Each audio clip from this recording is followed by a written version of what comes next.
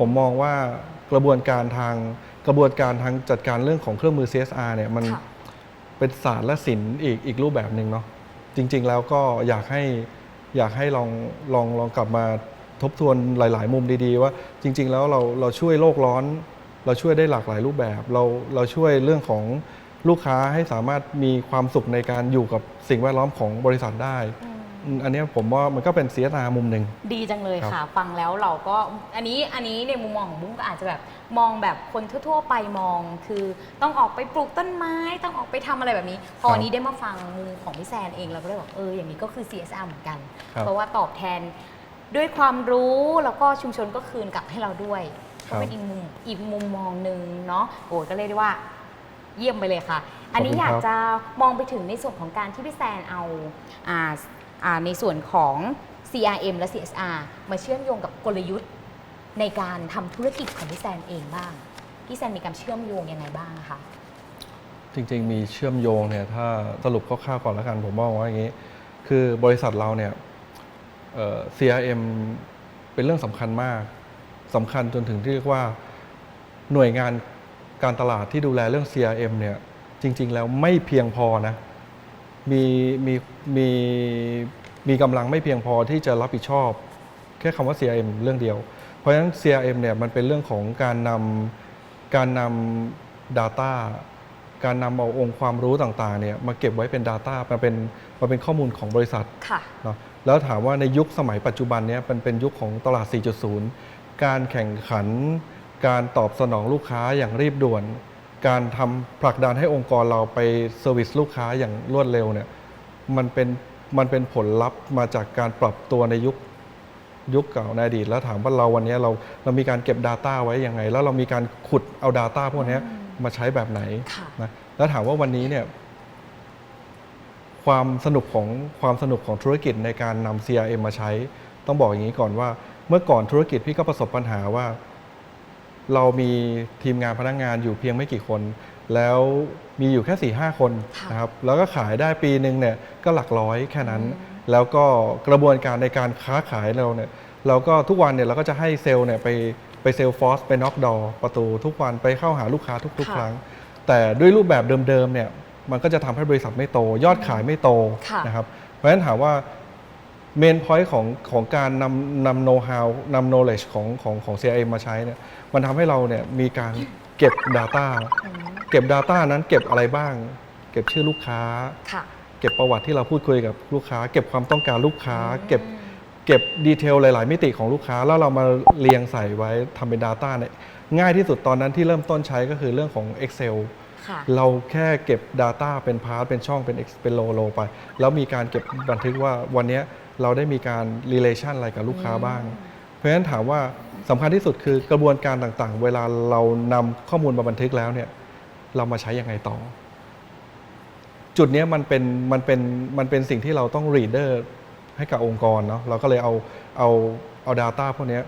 มา pivot ดูคำว่า pivot ก็คือการนำมาสังเคราะห์ดูว่าชุดลูกค้าชุดนี้มีการซื้อซ้ำไปแล้วกี่ครั้งแล้วซื้ออะไรไปบ้างแล้วพูดคุยกับเซลล์ของเราเนี่ยไปครั้งสุดท้ายเมื่อไหร่ทีนี้มันก็เลยเกิดเป็นกลยุทธ์ในการสร้าง relation กับลูกค้าอีกครั้งหนึ่งวันหน้าเวลาที่ทีมงานเราเนี่ยไปพบกับลูกค้าเขาก็จะบอกว่า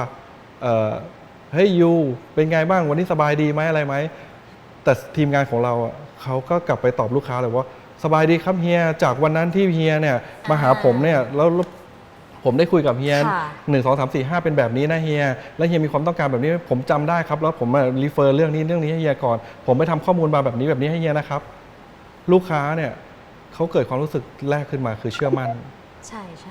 การนำข้อมูลพวกนี้กลับมารีเฟอร์ให้ลูกค้าเกิดความรู้สึกเชื่อมั่นปั๊บเซลล์ของเราเนี่ยทำหน้าที่กลับมาบอกกับองค์กรฝ่ายผลิตผลักดันฝ่ายขนส่งผลักดันฝ่ายตรวจสอบคุณภาพผลักดันแล้วนำสินค้าที่ดีกลับไปส่งมอบให้กับลูกค้า Customer Relation มันเกิดขึ้นครั้งที่2ตามมาคือเวลาที่เราเอาข้อมูลไปเล่าให้ลูกค้าฟังเสร็จเราเอาสินค้าไปส่งแล้ววันนี้เราเอาสินค้าไปส่งเสร็จแล้วเนี่ยเราไปคอนเฟิร์มกับลูกค้าใหม่อีกครั้งหนึ่งคุณบุ้งเชื่อไหมครับว่าลูกค้าเกิดความประทับใจลูกค้าเนี่ยได้แปลเปลี่ยนจากความประทับใจ เป็นความภักดี อ่า แล้วก็เขาก็บอกต่อ ค่ะ ในสิ่งสำคัญคือแต่ละครั้งที่เราเอาข้อมูลแต่ละชุดไปใช้ แล้วเราได้มีการกลับมาบันทึก Data ในบริษัทเก็บมาประมาณสัก 4-5 ปี ในยุคหลังตั้งแต่เริ่มนำ CRM มาใช้ ค่ะ กระบวนการต่างๆที่เราได้ทำมาเนี่ยวันนี้จำนวนเซลล์ที่บอกไว้ 5 คน ปัจจุบันนี้ก็ยังเท่าเดิม 5 คน แต่ยอดขายเพิ่มขึ้นเป็น 100% จาก 100 เป็น ค่ะ 200 มันเพิ่มแบบมีนัยยะ เพราะฉะนั้นถามว่า CRM จำเป็นไหมพี่บอกว่าจำเป็นมาก ค่ะ เพราะฉะนั้นถามว่ากระบวนการในการนำไปใช้อะมันคือศาสตร์และศิลป์ในการเก็บข้อมูลแล้วในการขุดข้อมูลเอาออกไปใช้ ค่ะ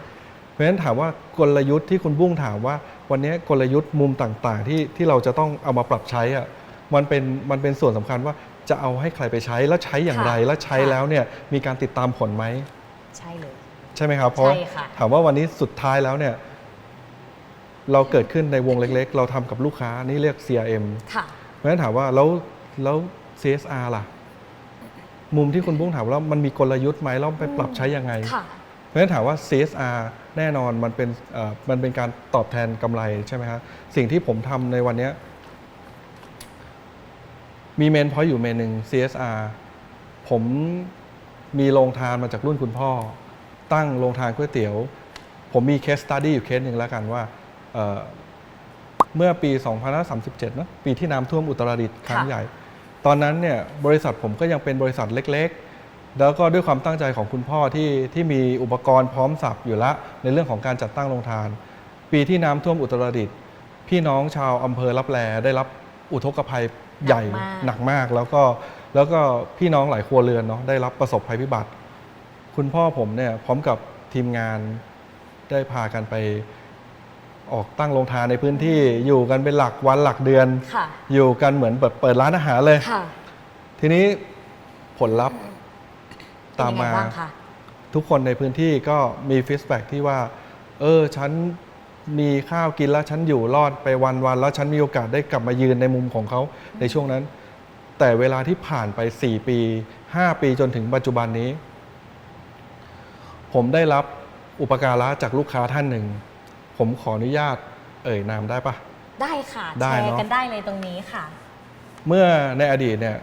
ผู้ใหญ่ท่านนั้นเป็นนายกเทศบาลตำบลอำเภอหัวดงเนาะ ค่ะ ที่อำเภอลับแล ค่ะ เนาะเทศบาลตำบลหัวดง แล้วก็ชื่อนายกกล้วย ม ตอนนั้นเนาะ ค่ะ แล้วก็วันนี้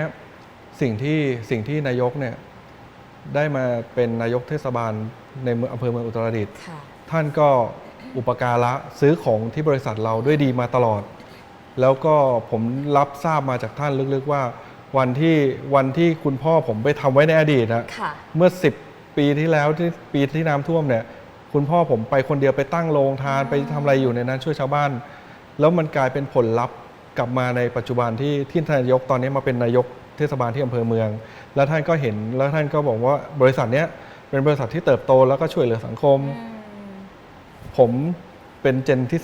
ค่ะ 2 ผมรู้สึกว่าอานิสงส์ของการที่เราได้ไปร่วมทำได้ไปช่วยในตอนนั้นเนี่ยไม่นึกว่ามันเป็นแรง มันจะยังอยู่ ผลักดัน มาจนถึง ใช่ ซึ่งปัจจุบันนี้เนี่ยเรารักษาคุณภาพสินค้า เราส่งมอบตรงไปตรงมาให้กับลูกค้า เรากลับมองว่าตรงนั้นมันเป็นเรื่องที่เข้มแข็งอยู่แล้ว แต่มันมีแรงผลักตรงนี้มาผลักดันให้เราเนี่ยมันเป็นเรื่องที่แบบเงินก็ซื้อไม่ได้ แล้วผมบอกได้เลยว่า ผมมีเงินทองเท่าภูเขาอะผมจะเอาเงินสักบาทเอาทองสักบาทไปซื้อเวลาย้อนกลับสักเสี้ยววินาทีหนึ่งเนี่ยผมทำไม่ได้เลย ค่ะ เพราะฉะนั้นถามว่าสิ่งที่คุณพ่อได้สร้างมาในอดีตจนถึงปัจจุบันเนี่ยผมก็รู้สึกว่าประทับใจเนาะ